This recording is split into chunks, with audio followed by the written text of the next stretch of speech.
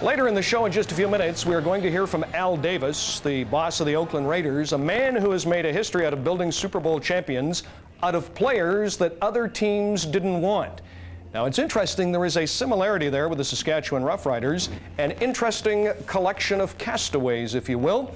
And with more on the Western champions, here is our game day host, Mark Lee.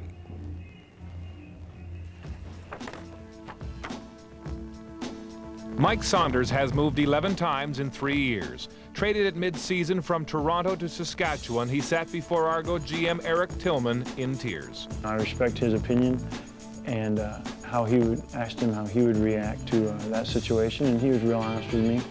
And he said, if you have a desire to play football, go play football. And I took his advice, and I thank him for that because I'm sitting here today. For Cal Murphy, the Grey Cup marks a return to the scene of his demise as Blue Bombers coach. As his team foundered last year in a humiliating West semi-final, his ouster was cast. Okay, the Winnipeg Football Club wishes to make known that it will exercise its option to not enter into the 1997 contract with Director of Football Operations, Cal Murphy.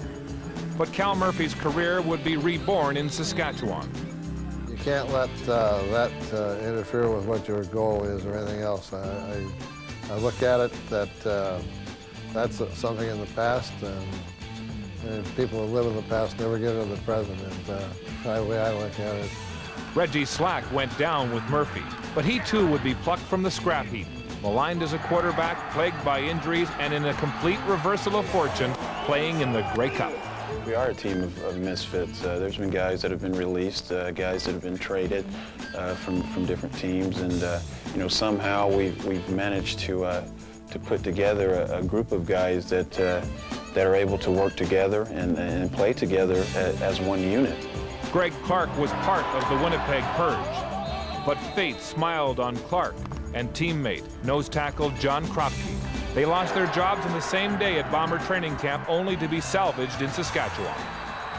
Krop was in Winnipeg. He was coming down the step, and I was going up to talk to Coach Reinbold, and we just shook hands and said, good luck, and he went his way, I went my way, and a couple days later we won at Saskatchewan. I remember driving home, thinking to myself, well, that could be the end of my career. I've played 8 years, and I had a good time and made some great friends and some great memories. And when I got the call from, Coach Daly and Al Ford, and they said that they wanted to bring me up, I have them to thank for this, because if it wasn't for them and the confidence that they put in me, I would not be playing in the Grey Cup.